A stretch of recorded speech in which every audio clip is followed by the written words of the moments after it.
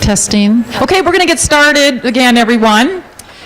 Melissa and I wanted to mention a new program that's going to be implemented this year and over the next couple of years. It all started with an idea. There was a neat program, if you guys were attended last year, the Blue STEM Institute. Students from Ames High and instructors went after some funding and started this institute. The students got involved in a project, made these wonderful posters that they displayed. They learned a lot, we learned a lot, and we thought, gee, why let that program go? And so Melissa and I had met and came up with, through partnership effort, a way of trying to spring off a new program. I'm going to let Melissa introduce that to you. I think this is working now, so I can. Yeah, this is working now. That's fantastic. So this was all Pat's idea. I want to give credit where credit is due. And when she came to me with this idea, we thought this is really fantastic. And so we were planning on submitting it as a competitive grant to the Leopold Center for Sustainable Agriculture. But very serendipitously, I met with staff from the Leopold Center and was asking them which initiative we should submit this to, which section of their grants program. And they said, you know what, we just got a bequest that was designated to connecting kids with nature, and we think that this would be a really great fit for that. So we're have embarked on a 3-year pilot project. This first year, we're working with the Ames High School teachers who developed the Blue STEM Institute to work on a flexible framework that can be implemented hopefully in any school district in the state.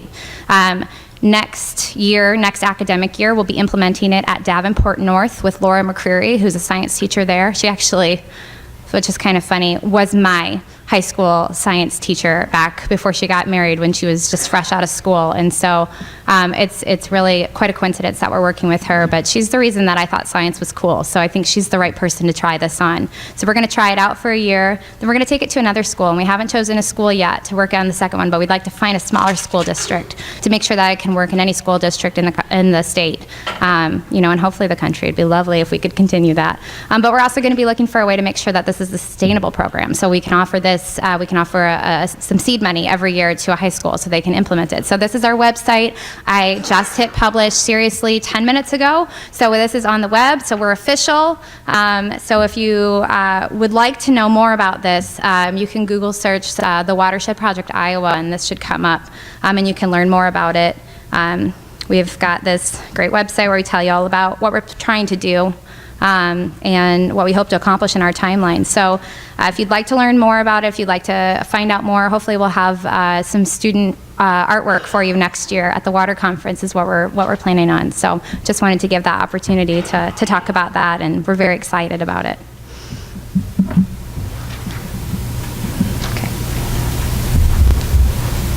Okay, so we are going to restart up the program again. Our speaker, Dan Medina, was not able to be here. You're all going, oh, because he's on his way back from Bolivia, actually literally flying at this time. However, he did a pre-recorded webinar for this presentation, and so I'm going to give you that or pull that up. And he is happy to answer any questions that you may have. So I'm going to first go through his bio, and then I'll get things started. So he is a senior engineer specializing in urban water resources. He obtained his civil engineering degree from, I can't pronounce it in Spanish, Bogota, Colombia, and a PhD from Cornell University's School of Engineering. His expertise focuses on urban water issues, including flood risk management, water supply, watershed restoration, climate change impacts, and green infrastructure. And he has worked in North America, Latin America, the Caribbean, Europe, Middle East. He's very active in WEF and the American Society of Civil Engineers, and the list goes on. So let's go ahead and get started, and hopefully all of this technology is going to work for us. The title of the talk that I will be giving today is it's actually working now. Pretty Flowers, Infrastructure as a Framework for Landscape Stewardship. And the idea is that we've known about the framework for green infrastructure for a long time, but it's a much larger framework that we can apply to many other things. So let's get into it. So this is the outline of the presentation. We're going to talk very briefly about green infrastructure. Most of you are familiar with green infrastructure for stormwater management, We'll talk about some of the regional and local benefits, and we'll talk about some of the national benefits. In particular, I want to discuss a study that was conducted by EPA that shows the nationwide flood losses avoided benefits of green infrastructure. And then we'll discuss what this framework based on green infrastructure could be for landscape stewardship and restoration. So let's talk about green infrastructure. Like I said, a brief overview. Most of you are familiar with this, so I won't spend a lot of time in it, but some of the concepts that will set the stage for this framework that I discussed earlier. So what is green infrastructure? It goes by many different names depending on where you are. In the US, LID is a very common term that has been used for a long time. Low impact development. Sustainable urban drainage systems is the preferred term in the UK. And also in other places like Maryland, environmental site design is preferred terminology. In Australia and New Zealand, the term is water sensitive urban design. Is for all practical purposes, variations of the same thing. Now, green infrastructure has two components. One is a planning component. This planning component is about making the design of the site hydrocentric, so taking hydrology as the basis for design. And combine that with pollution prevention measures so that we can preserve the natural systems, the functions that already exist, and that way minimize the impact on the development site. So to the planning component, there's also an engineering component, which is what most people associate with when they talk about the infrastructure, which is all these different small vegetative controls that are distributed throughout the site and whose intent is to capture runoff as soon as it's generated as close as possible to the place where it's generated. So that's a definition of what green infrastructure is in general terms. Now, one special feature of green infrastructure for stormwater management is that it's based on controlling the volume of runoff. So we're trying to reduce the volume of runoff. That sets it apart from other aspects or other approaches to stormwater management. So as the picture shows here, the question is, how do we make something like the dense city full of pavement on the left function like the nice forested area on the right? And in theory, that's the question that the infrastructure for stormwater management is trying to address. A lot of it is based on the planning that we were talking about earlier. And these principles that you see here will be repeated throughout the remainder of the presentation. So hydrocentric thinking. What does the water do? Let's design the site with that in mind. Let's protect the soils and actually enhance them, specifically their biological activity, because that will make the hydrologic properties of the soils even more beneficial to us.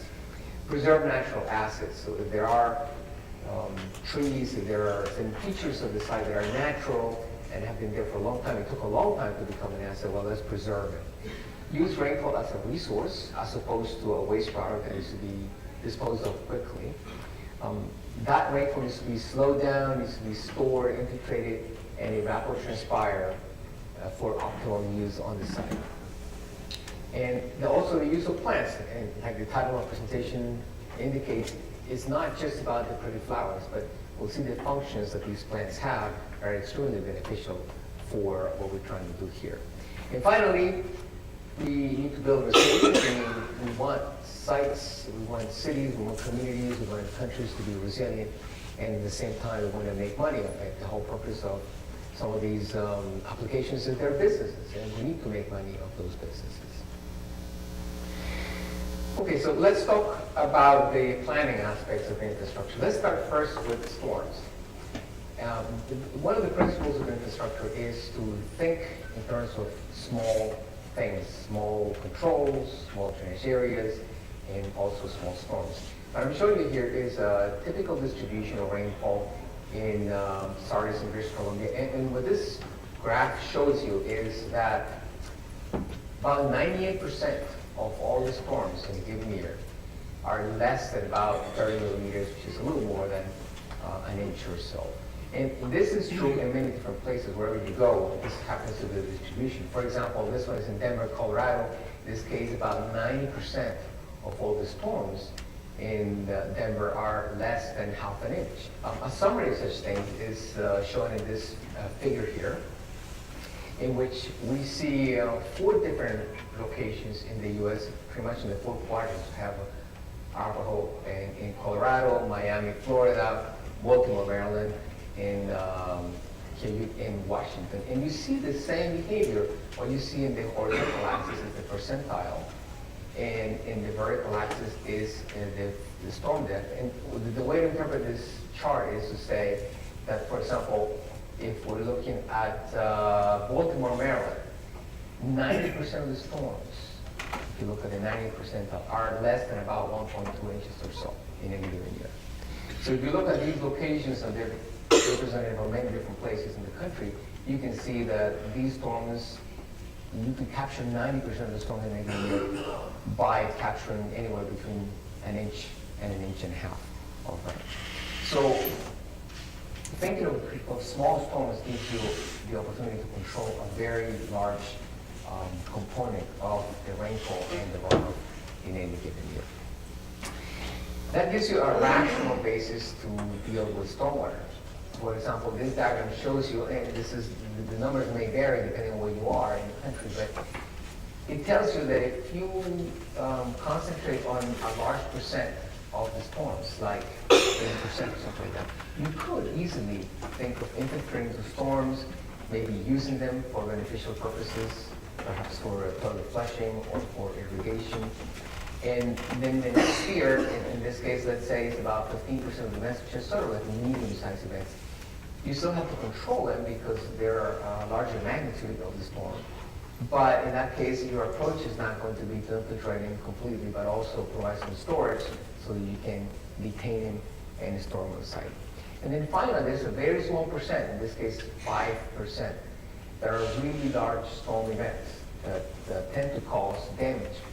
And in this case, because we're talking about public welfare and property protection, then what we want to make sure is that these storms pass through the infrastructure that they touch safely, and that they don't cause any damage and they don't cause any harm to public health. So what are the assets that we need to protect to make these things happen from the point of view of planning? The first one is woodlands. It takes a long time to create mature forests, so if they exist on site, let's protect them. Wetlands is another aspect of natural systems that are usually found on site, and they need to be protected as well. Steep slopes. Steep slopes are, of course, not suitable for construction in general, but in addition to not being suitable for construction, they need to be protected, so left undisturbed, so that we don't cause erosion, and the site is better preserved that way. And then well-drained soils. Well-drained soils, if you think of the hydrologic soil type A and B, are probably one of the greatest assets of any site because they are the ones that allow us to infiltrate the water. So if you identify well-drained soils, the idea is to stay away from them, let them do the job, which is to soak up the rain and maintain them as they are. So now let's talk about the engineering measures that go along with green infrastructure. The engineering measures are usually small controls. They're also numerous, and we want them to be distributed across the site, both to be able to capture runoff as soon as it becomes generated, but also to add resilience by having some kind of redundancy, as these controls tend to duplicate a little bit in their functions. And then we also want to make use of natural systems, so make landscape functional for us, make soils functional for us. So there are small controls distributed all over the site, based in vegetation and soils. So as you know, in the past, our conventional design was to try to get rid of water as soon as possible. As soon as it became a problem, we put it into a grate, an inlet, and then it goes into a pipe and it disappears. And what we try to do in infrastructure is to be able to use soils and plants to do essentially the same thing. So take the water and put it where it belongs, meaning in the ground, which is the natural pathways. So the contrast between the hard engineering measures and the soft engineering measures, meaning based on natural vegetative systems, is what green infrastructure is trying to emphasize here. Now let's look at some of those engineering controls. And the first one is disconnection. Gallon for gallon, disconnecting imperviouses is the most effective way of managing runoff in a site. What you see here in the picture is a picture I took many years ago in Santa Fe, New Mexico. And you can see how the water, the rainwater from the roof is being discharged into a permeable area at the foot of the building. And there are many examples like that. The idea is not to connect direct source of water to an impervious area so that it becomes runoff and becomes a problem. Another way to deal with runoff is the good old cistern or rain barrel. We take the water from the roof and store it in a container. The downside, of course, is that if you don't empty this rain barrel or this cistern before the next storm comes around, then it's going to be useless to capture any runoff. So these are very useful because you can use the water and save money in irrigation, for example, but they also have to be managed very carefully, otherwise they wouldn't be useful as stormwater management controls. Another type of control is a landscape roof, green roof, but they don't have to be green. If you're in an arid climate, you can have something in the roof of the building, but it doesn't have to be green. In fact, it shouldn't be green. But the idea is that these roofs are, they have the capability to absorb the water that falls on them. They typically don't receive water from other surfaces. They only receive the water that comes from the rain that falls. They could be a functional landscape roof like this one where you can have a common area, or they could be extensive landscape roofs where it's just a series of plants to capture the water.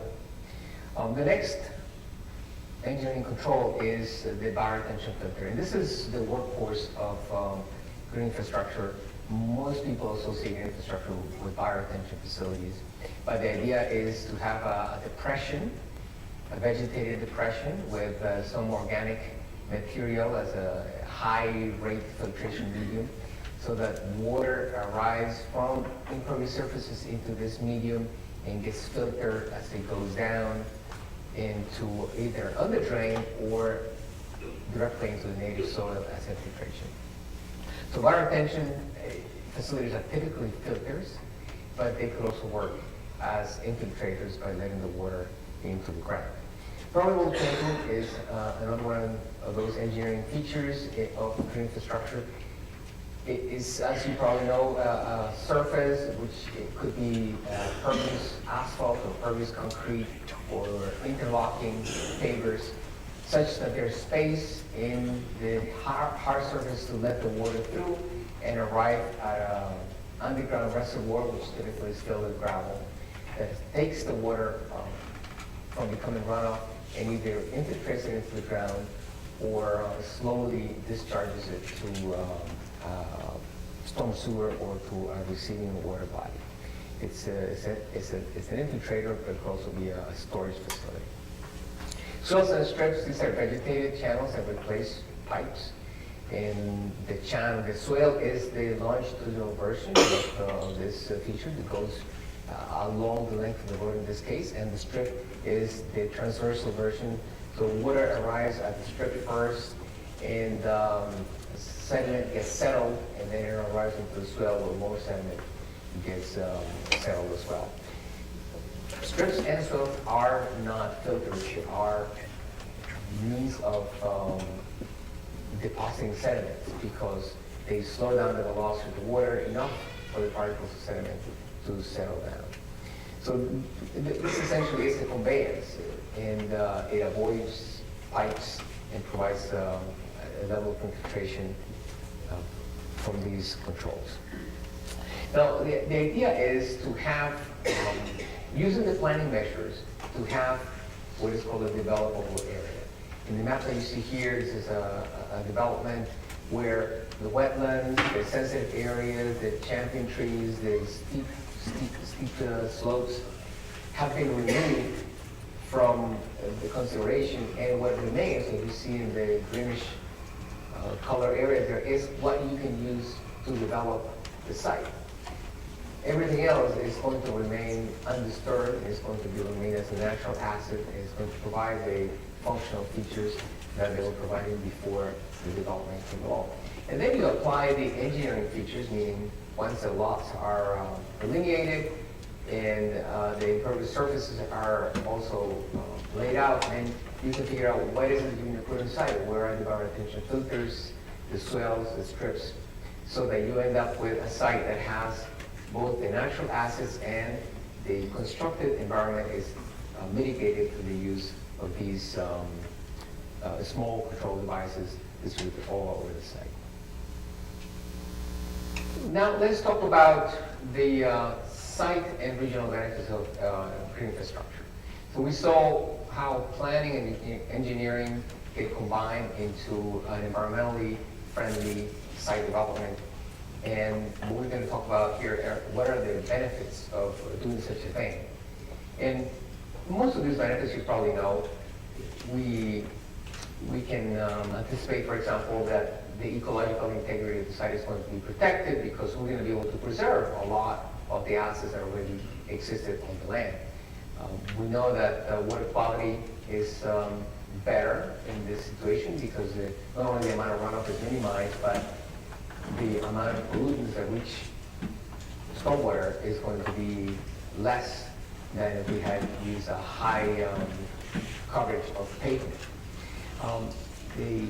As I discussed earlier, the runoff volume is going to be less, and the peak flows, which those that the runoff volume arrives at stream, is also going to be smaller.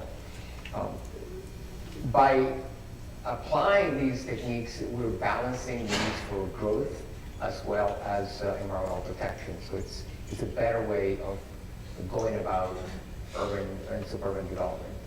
And then finally, it reduces maintenance and construction costs, which essentially is more profits for the developer. There are many reasons why these cost savings are present. One is there's less disturbance on the site. It may require more planning, but there's going to be less disturbance on the site. Plus, the heavy infrastructure is usually less because a lot of the heavy lifting is done by the natural systems on site. For example, we don't need pipes if we use swales. So there is a number of features and a number of studies that have been documented where application of infrastructure saves money to a developer. Now, you saw this development in a previous slide. What I've done here is I've added the greenery that would be part of each lot, which wasn't shown in the previous slide that I showed earlier. And if you look at it in this way, for this particular site, is 76% of the total parcel land has been essentially undisturbed. It's pretty green. So you can see that we have quite a bit of benefits, and the site is, in the end, ends up being quite green. That also has the additional economic advantage of commanding a higher price. A house that has mature trees around it, as opposed to the brand new spindly little saplings that typically go into a new development, is going to command a higher price than a house that is in the regular conventional type of development. Water quality benefits. The water quality benefits of green infrastructure are best documented in the International BMP database. And you can see the URL at the bottom of this slide is www.bmpdatabase.org. And it has tons of these type of graphics. For example, and the one I'm showing you here is, it shows you the effect of various stormwater controls on reduction of total suspended solids. So in the vertical axis, you get the total suspended solid concentration, and in the horizontal axis, you get the different stormwater controls. So, for example, the first one is the biofilter. as a grass strip, and the third one is a bioretention facility. And each of those controls has two sets of box and whisker plots. And the left box and whisker plot is the influent, the concentration influent, and the one on the right is the concentration in the effluent. And you can see by quickly scanning this graphic here that most of the influent concentrations are greater than the effluent concentrations, which tell you that the stormwater control is doing its job in reducing the concentrations of total suspended solids in this particular case. Now, you can also see from those plots that there's a lot of uncertainty. There's very high values and very low values. On average, we get a reduction, but it is not necessarily a very clear relationship for all cases. And this is just total suspended solids. I encourage you to go in and look at the documentation in this website and look at the different reports that summarize the performance of various contaminants. But overall, there is a water quality benefit that we can attain using the infrastructure. There's also water quantity benefits, and water quantity benefits in this case means less runoff or smaller peak flows, or the two of them together.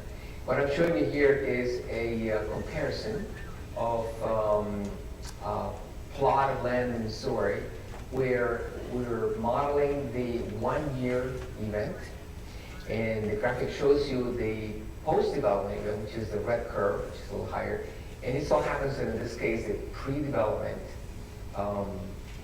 hydrograph is just about the same as the post-development hydrograph, but we apply green infrastructure as a control measure.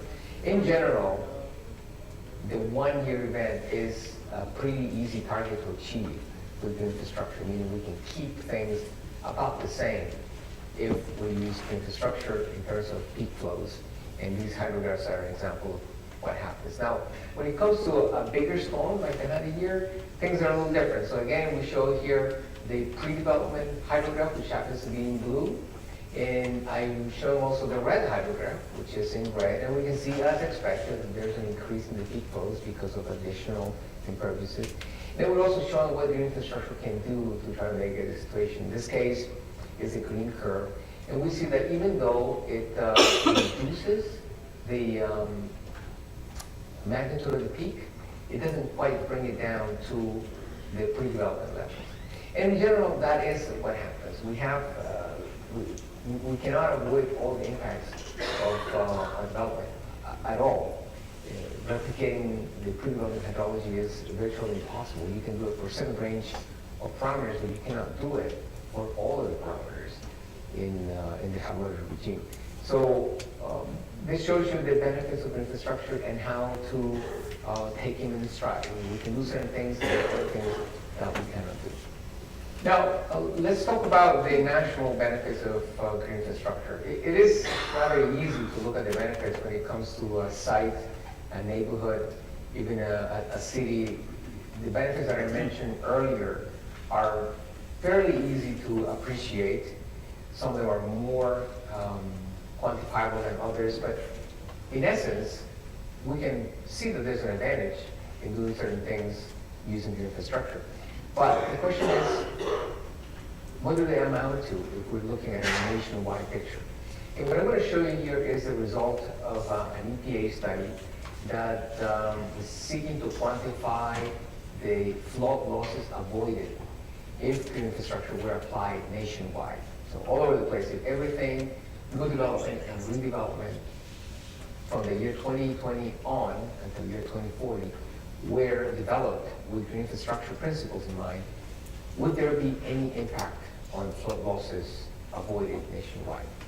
And the premise is, of course, there is less runoff that becomes flood water, and therefore there should be a signal in terms of how much damage, flood damage is sustained with and without the infrastructure. So the idea is to figure out if we capture about 85 to 90% of all the storms on an average year, then what's going to happen in terms of smaller floodplains or fewer damages in terms of what the infrastructure can do.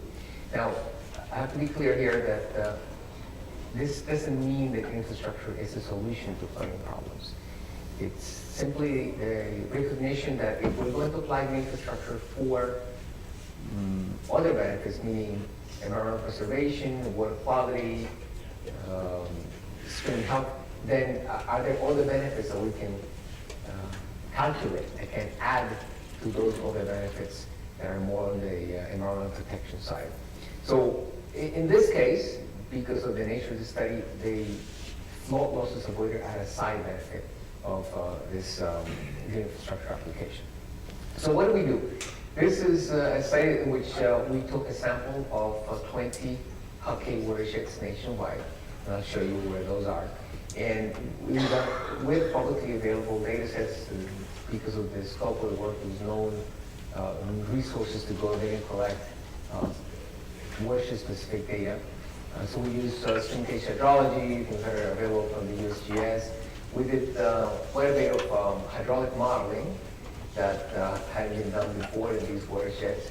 And then we use a tool called HAZUS, which is a tool developed by FEMA to estimate flood damages and actual damages from other natural disasters as well. And then we took this information for those 20 watersheds and we scaled it up to get some numbers at the national level. So here are the sample watersheds. There were 20, as I said earlier, and they're all over the place. We wish we had had more, but because of the scope and the resources, we only had 20 to deal with. They ranged in size between 500 and 3,000 square miles, so it's a significant amount of land that we were considering for each of these watersheds. The tool that we use is a model developed by Atkins, which is called the Rapid Floodplain Delineator. And we use this model to do the high-speed modeling that was required to be able to analyze watersheds of that size in the 20 watersheds that I was talking about. Then we use HAZUS, which is that tool that FEMA has made available to the public, as I mentioned earlier. Total we did about 300 runs or so. And then we use those results to find some kind of regression relationship that we can use to extrapolate to the rest of the rest of the country. So here are the results. So we run several scenarios, and I'm going to call the first one the optimistic scenario.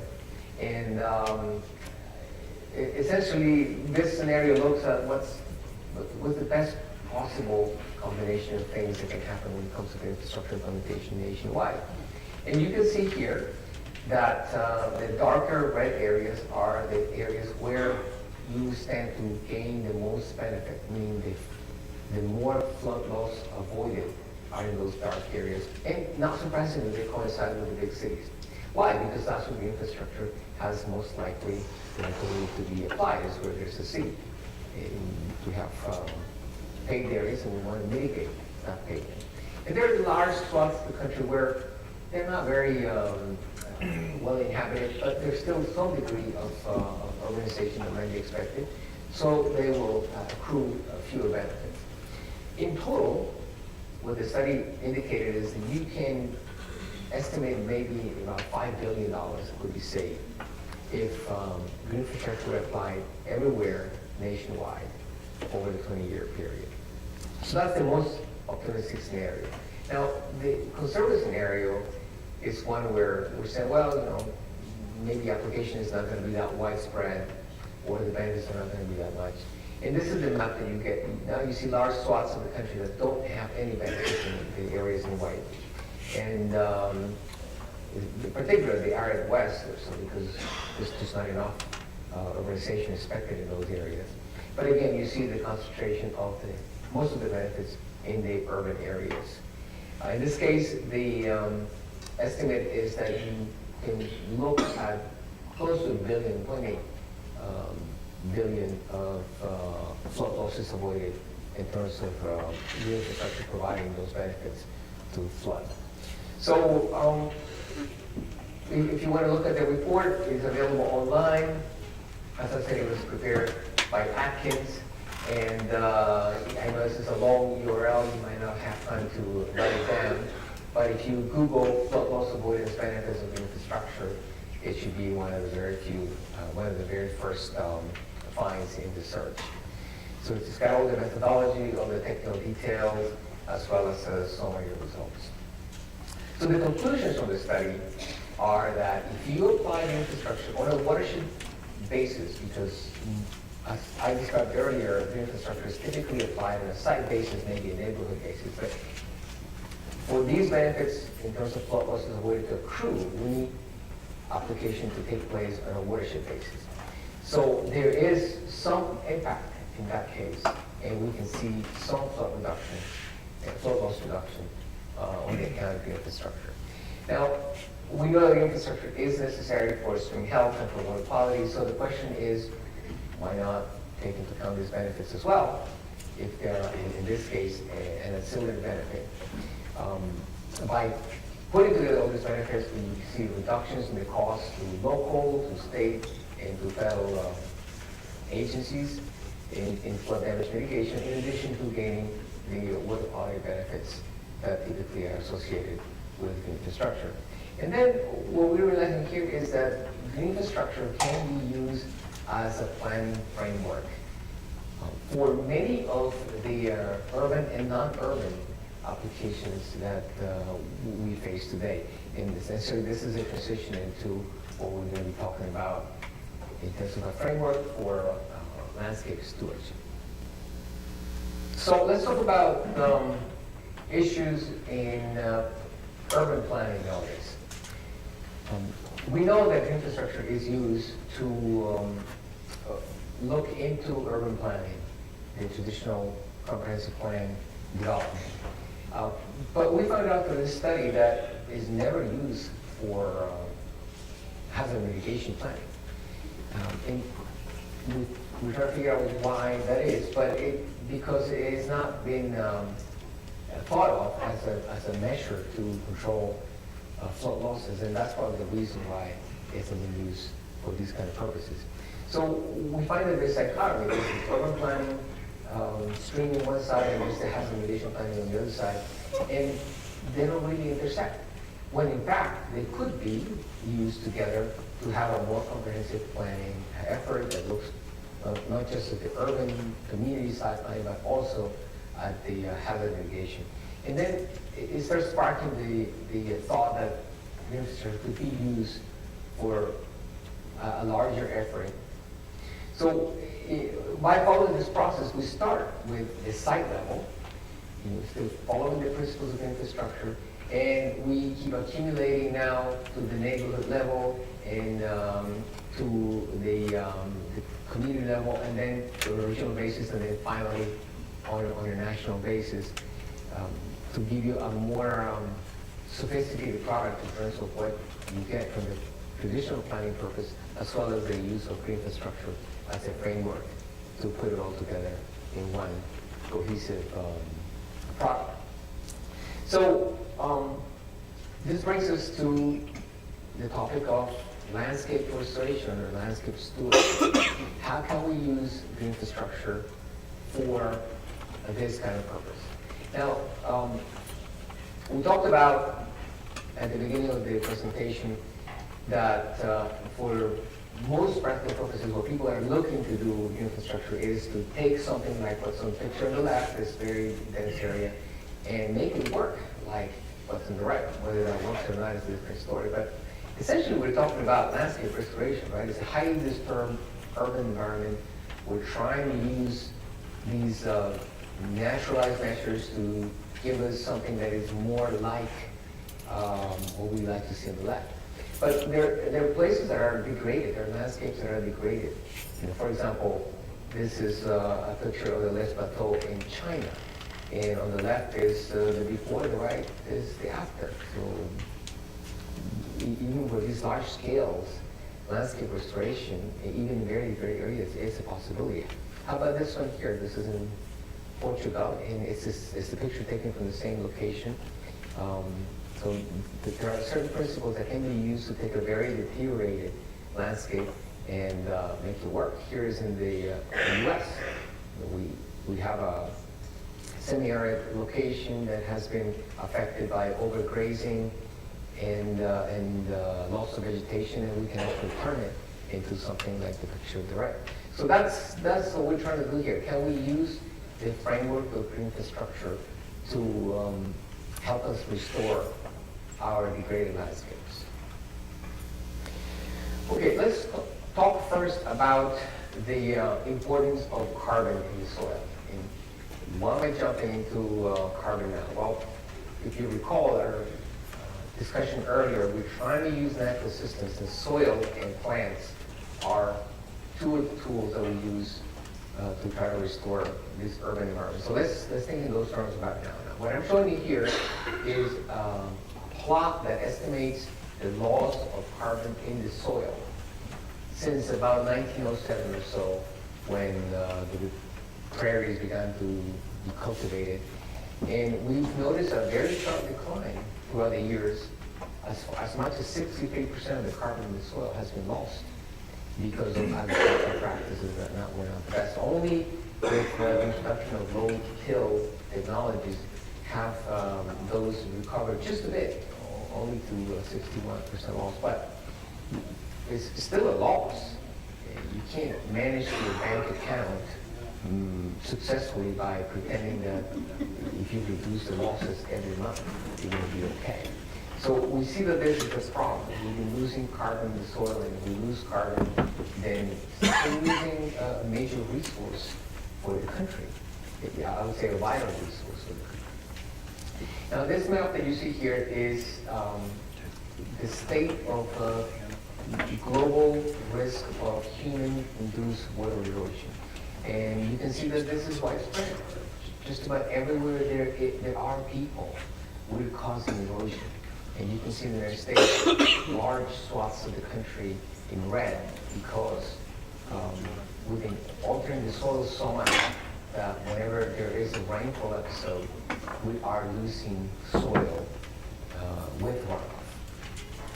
Now, I'd like to point out a quote from FDR, who in a letter to all of the governors at some point said, "The nation that destroys its soil destroys itself." And this was to urge the governors to take measures because it became, back then, in times of FDR, a major problem to be losing our soil. So it's been on our radar screen for a long time, and we've made progress, but probably not fast enough. Now, let me go back to this slide I had earlier on the basics of green infrastructure. So if you recall, we wanted to have a hydrocentric thinking, we wanted to protect the soils and enhance the biological activity. We wanted to preserve natural assets, use rainfall as a resource, slow it down, store it, infiltrate it into the ground, use the plants for the biodynamic activity, and the consequence of this would be to build resilience and at the same time make money. So what I'm trying to demonstrate here is that these principles still apply to a framework of landscape restoration and stewardship based on green infrastructure. So first of all, let me start with a couple of pieces of data that to me were really interesting. It's all about using the power of nature. The first one is, on a typical day of evapotranspiration, maybe a quarter of an inch a day, the energy that is spent there is equivalent to about 6.5 tons of dynamite per acre. So just imagine 6.5 tons of dynamite going off at every acre on a typical day. That's the amount of energy that is used up to evapotranspire a quarter of an inch. Now, if we put that in a column, it would be about 24 feet high, and if you were in it, you couldn't breathe because it's too dense. It's thanks to the wind and the dispersion that it brings that we can breathe the air. But this is a lot of water that can be turned into vapor. It's a lot of energy in it. Another interesting statistic is 1 acre of biologically active soil contains anywhere between 5,000 and 20,000 pounds, an average of 10,000 pounds of biota.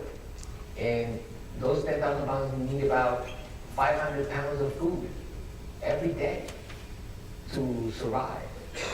If you're wondering to compare, that's equivalent of 2 elephants. 10,000 pounds is the equivalent of 2 elephants. So there's a lot of stuff that is going on in a biologically active soil. And actually, it's a tough place to live. There's bugs eating bugs, and there's bacteria eating other bacteria, and larger animals eating worms. I mean, everything is eating everything in the soil, so it's a tough place to live. It's also a very loud place. If you were able to hear the activity that is going on, the trade, the bartering that is going on between plants, and the mycorrhizal fungi and the bacteria, if you were hearing all the transactions that were taking place to exchange nutrients and minerals and energy and carbon, it would make the floor of the New York Stock Exchange sound like a convent at 8 p.m. It's more like a rock concert. And all these things are demanding things, screening for things, and obtaining them from the apartments. So it is a very active soil, and we want it to be active. The reason why we want it to be active is because you can't have soil without water and vice versa. What I'm showing you here is a picture that I borrowed from Gail Fuller, who's a farmer in Kansas, and he's showing his land, which is on the right, after a very intense storm, 6.5 inches per hour, and also one of his neighbors on the left. And you can see the difference when his farm's got good soils because he's been able to take care of the biological activity of the soils, whereas his neighbor hasn't been that lucky. So you can't really have a good stewardship of water if you don't have good soils. And the quote that I'm showing you here by Ray Archuleta, who is a conservation agronomist from the Natural Resource Conservation Council, says it all. In essence, because we don't have healthy soils, our problem is not to have too much runoff. Our problem is that we don't have enough infiltration. So that is the problem that we have, not enough infiltration and not too much runoff. So we see that the connection between soil and water is quite close. What I'm showing you here is the relationship between the available water capacity in the soil, which is typically defined as the difference between the field capacity and the working point, and how it varies with organic matter by weight. So these two plots show you that as you increase the amount of organic matter in the soil, so does the ability of that soil to hold on to water. So it improves not only the hydraulic conductivity, but also the ability to hold on to that water, which is what makes the picture that I showed you earlier possible. It's that biological activity, that organic matter that gets generated by all this biological activity, that allows you to hold all that water in the soil and not become a problem. So soil and water, you can't have one without the other. I'd like to present a case of what I'm calling carbon farming. So we saw in the previous slides that carbon is essential to have a healthy soil. And the question is, how can we have a healthy soil? Well, you could think of the processes to have a healthy soil as carbon farming. This is a project that my company, LimnoTech, is conducting for Catholic Relief Services in Central America in the coffee lands. These are places that, well, can you imagine starting your day without coffee? Right? This is where a lot of the coffee that you drink, probably in your coffee break in this conference, comes from these areas. And it is suffering. These areas are suffering because of loss of soil, because of improper management of runoff. So we're trying to apply these principles of carbon farming in these areas here. The general subject for this is WaterSmartAgriculture. But the idea is that in these countries in Central America, talking about Guatemala, El Salvador, Nicaragua, Honduras, in Costa Rica, we have situations where we have steep slopes that you can see in the lower picture there, and that gives you an idea of how coffee grows in these mountainsides. But we have issues, as I said earlier, of runoff, of erosion. We want the water to concentrate better in the soil and to hold, and so to hold on to that water. At the same time, we want these farmers to make money. So you see the theme of making money keeps them going throughout the presentation. So the idea is, how can we help these farmers to hold on to these assets, the soil and water? And the rainwater management techniques that are applied in this case are not very different from the ones that we saw earlier in the presentation regarding urban environments. The idea is to slow down the water, to provide opportunities for it to infiltrate, to use plants and use soil to infiltrate that water and to keep it in the ground. So again, this framework of green infrastructure helping us manage soil and water as assets on the site, whether it's urban or rural, keeps you occurring throughout the presentation. So here are some of those measures that we've been applying. One is contour planting combined with a vegetative ground cover. So you can see how the coffee plants are planted along the curves, the elevation curves, and not across. And you can see also on the right this technique called terracing, which is, if you can tell in the picture, there's a little plants of coffee sitting kind of like a little pad there. So the pad has been carved off the terrain to make a flat surface for the coffee to grow in. And what that allows is the water to arrive to that pad and sink there into the soil and not keep going down the slope, carrying the soil and eroding the slope. Ground cover, it's essential. Just like in the U.S., we're now seeing the benefits of residue left in place. We want the same in these places. You can see the amount of organic matter that is sitting on the land. You can see the coffee plant growing in the terrace. You can see how the mulch is created with any type of leaf, in this case the banana leaves. So that's another measure to manage water and soil. Live barriers, the deployment of different types of arrangements of vegetation to slow down the water and keep the soil in place as well. Shading, you probably have heard about shade-grown coffee. Well, this is how shade-grown coffee is. It takes more effort, and that's probably why you would pay more when you buy it, but it is more environmentally friendly, and it's certainly more sustainable. You can see it's grown in any kind of shade, trees or even banana trees in this case. Staggered planting, what you can see here is the coffee trees planted in a sort of diamond pattern. So the question is, how can we slow down the water? So if we don't have these obstacles in the path of water, then it just keeps running down the hill. But by putting this staggered planting patterns, and there are others like the ones that I'm showing you here on the right, we're intercepting that straight path that goes down the hill and allows the water to infiltrate the ground a little better. So these are some of the techniques. Infiltration trenches, just like we showed them earlier, places for the water to go into the ground. In these latitudes, it's so high and so lush that just a few months down the line, it's almost indistinguishable from the landscape. It's the same location, the same infiltration ditch, but now it's been covered with vegetation in a matter of a few months. Okay, so now let's talk about some of the principles of carbon farming. There are many benefits, as you can imagine from what we've been discussing today. There's decreased soil erosion, there's improved soil physical structure, bolstered soil fertility. We have a much richer biological activity. We saw the effects on infiltration and the ability of the soil to hold on the water. All of these combined will enhance the productivity of the land, the species composition. We'll have better weed control as these systems are going to be able to battle those weeds more effectively. We're also able to integrate livestock in the process of conserving the soils. Overall, less sediment is going to be better for water quality, and less dust is going to be better for air quality. We'll have more resilient farms that are able to withstand a drought and also period of heavy rain more effectively. And that means more cash in your pocket if you're a farmer. Now, all of these things are essentially brokered by what's happening in the soil. And we have roots of plants that talk to each other through fungi and bacteria. It's a very complex mechanism.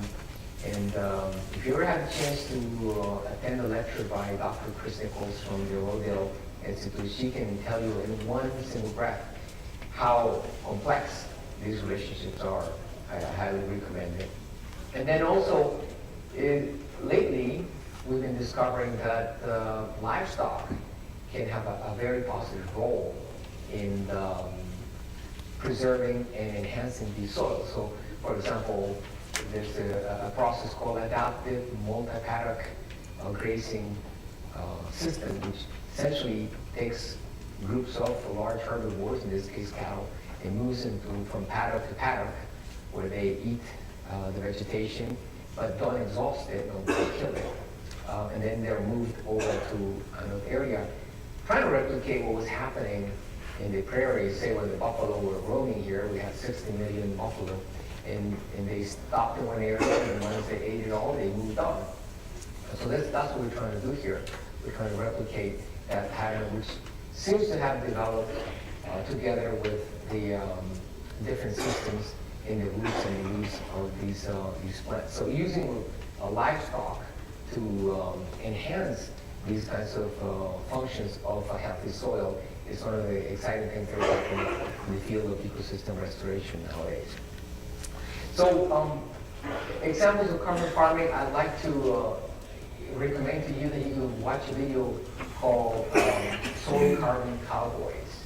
And it's in Vimeo, and you can see the number where you can access it. Or you can also Google it as Soil Carbon Cowboys. It tells the story of 3 farmers in different places.